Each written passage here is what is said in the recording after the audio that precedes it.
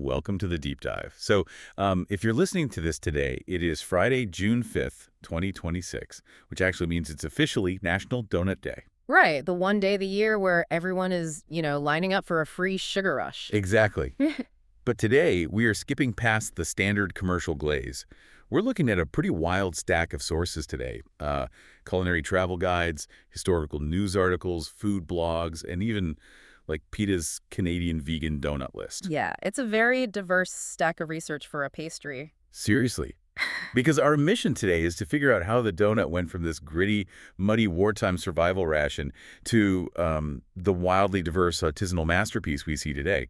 And we're going to uncover some cool regional bakery gems along the way. It's such a fascinating evolution, It honestly. really is. So let's start with that wartime origin because, today you see Krispy Kreme, Dunkin', 7-Eleven just giving these things away. But the roots are unexpectedly serious, right? Extremely serious. Yeah, the modern holiday frenzy kind of completely obscures the fact that this tradition was actually established back in 1938 by the Salvation Army. Wait, the Salvation Army started Donut Day? They did, yeah. It was to honor the donut lassies. And these were brave women who literally went to the front lines in France during World War I to serve donuts to American soldiers. Okay, let's unpack this for a second because, modern donut culture is all about excess, right? Yeah. Does the whole commercialization of the holiday completely erase the fact that this started as a frontline survival and morale ration? I think it obscures it for sure, but the Mhm. practical reasons for it are still baked into our culture. I mean, you couldn't exactly build a brick baking oven in a muddy trench in 1918. Right, of course not. You're in a literal war zone. Exactly, but you could easily heat up a vat of oil. Frying dough was fast, it was calorically dense, and sometimes they literally used the soldiers' metal helmets to fry the donuts when they didn't have equipment. Using helmets as deep fryers. Yeah, That is wild. That is wild. it really is. But what the donut lassies were providing wasn't just calories, it was intense emotional support.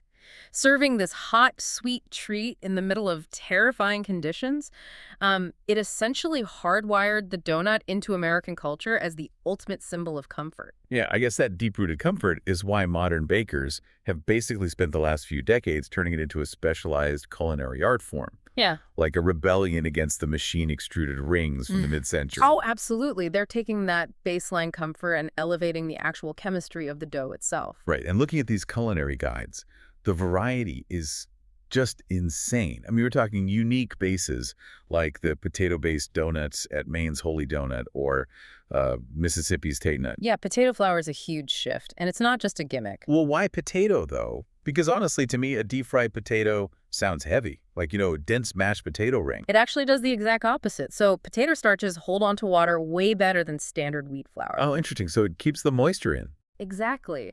When you swap it in, the dough retains so much moisture during frying. So instead of drying out like a mass-produced donut, you get a crumb that stays incredibly tender and soft for days. Okay, so it's a structural upgrade, but then explain the massive sourdough trend to me. Like, Donut Plant in New York has that salted pecan sour donut. Sourdough is crusty and acidic. How does that make a good pastry? It sounds counterintuitive, right? But it's all about the slow fermentation. Because of the starter. Right. Using a sourdough starter instead of commercial yeast means the natural lactic acids break down the gluten over a long time. It actually tenderizes the dough. Plus, that slight tanginess perfectly cuts through a super sweet glaze. That makes total sense, balancing the sugar. Hmm. And we're seeing this kind of complex innovation everywhere, even for specific diets. Like on PETA's Canadian vegan list, they highlight Machino donuts and their vegan matcha bomboloni. Right, taking a classic Italian stuffed pastry, removing all the dairy and eggs and fusing it with Japanese tea. Yeah, and it's not just them. You have regional variations evolving too, like southern beignets and Italian zeppoles getting similar artisanal treatments.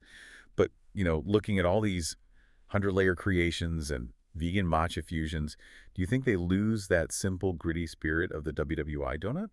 Or is this just its perfect modern form? I think it's the perfect evolution. From the battlefields of 1918 to the boutique bakeries of 2026, the core purpose is exactly the same.